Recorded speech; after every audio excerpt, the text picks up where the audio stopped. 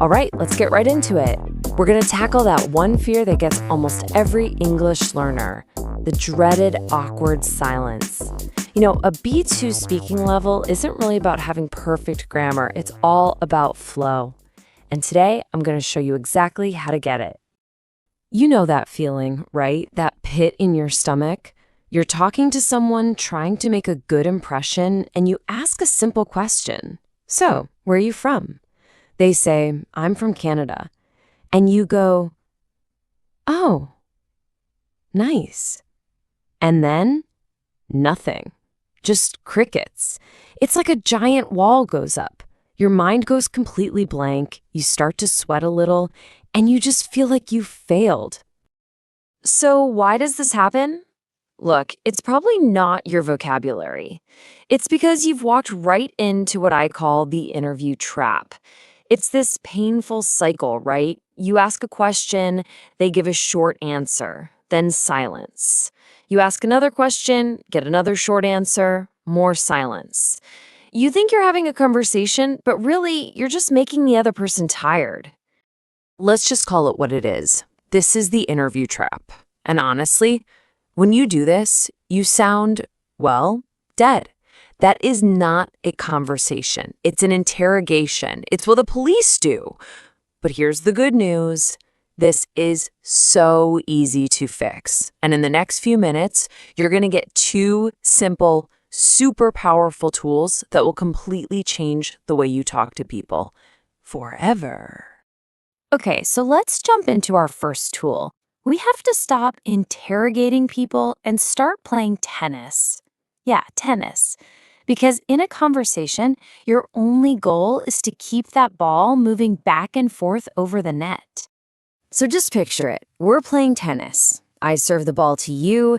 Now, if you just catch it and stick it in your pocket, well, the game's over, right? It's a total disaster. In a conversation, that ball is just information. A one-word answer like yes or no, that's you catching the ball. To keep the game going, to keep that rally alive, you have to hit it back. And that right there brings us to the single most important rule of social English. I want you to burn this into your brain. Seriously, make it a strict personal law for yourself. Never, ever, ever give a one-word answer. I don't care if the grammar says you can. You just don't do it. You have to hit the ball back. So how do you hit the ball back every single time? Easy. You use the answer plus add formula. It's so simple, it's beautiful. Step 1. You answer the question they asked you directly. Step 2, you add one little extra piece of information.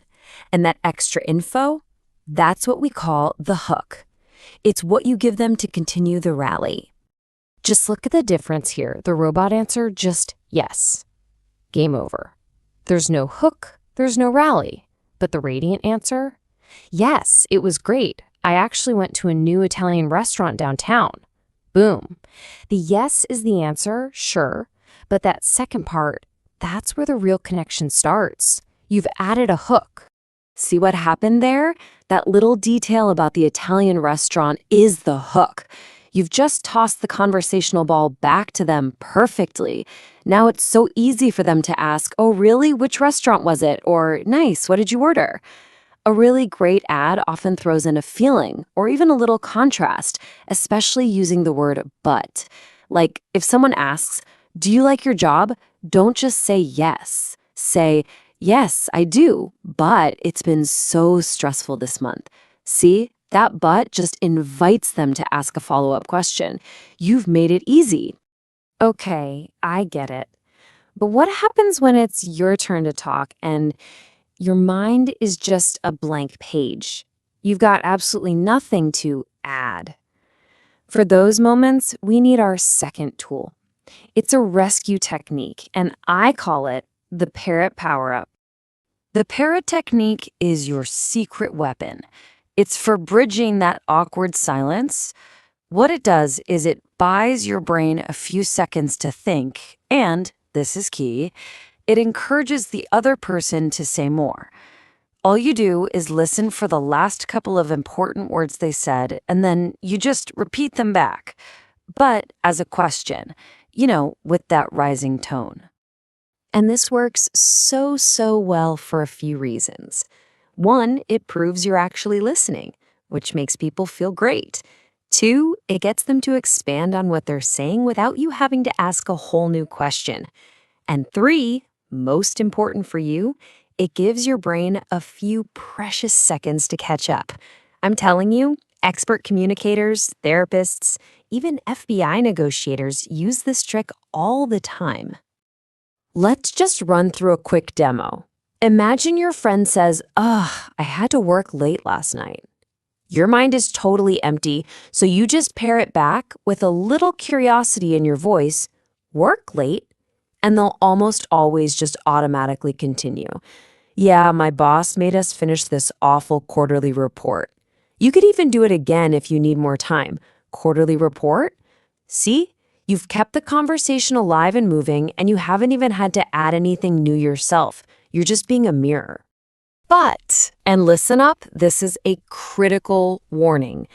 The parrot is a bridge. It is not the destination. If you use it more than once or twice in a row, you're going to sound like a broken record, like a copy machine. It gets really robotic and annoying fast. So here's the rule. Parrot once to get the flow started again, and then you have to either add a little something of your own or ask a proper follow-up question. Parrot, then move on. All right, so let's bring these two amazing tools together.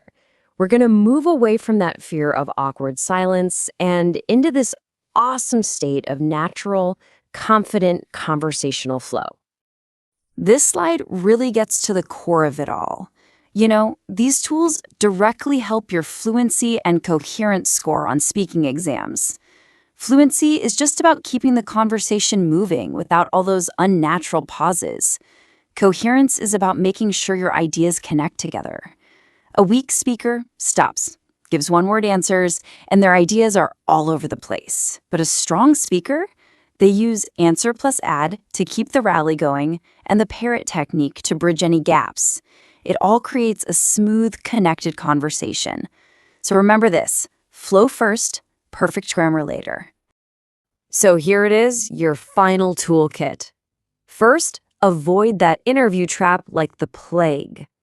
Second, always use the answer plus add formula. Third, if you get stuck, use the parrot technique, but just once. And hey, here's a little bonus for you. To change topics without it being weird, use a bridge phrase. Things like "speaking of" or "that reminds me." For example, if you're talking about hiking and you want to talk about your career, you could say, "Speaking of things that take a lot of energy, how are things at your new job?" It keeps everything connected and avoids that awkward jump.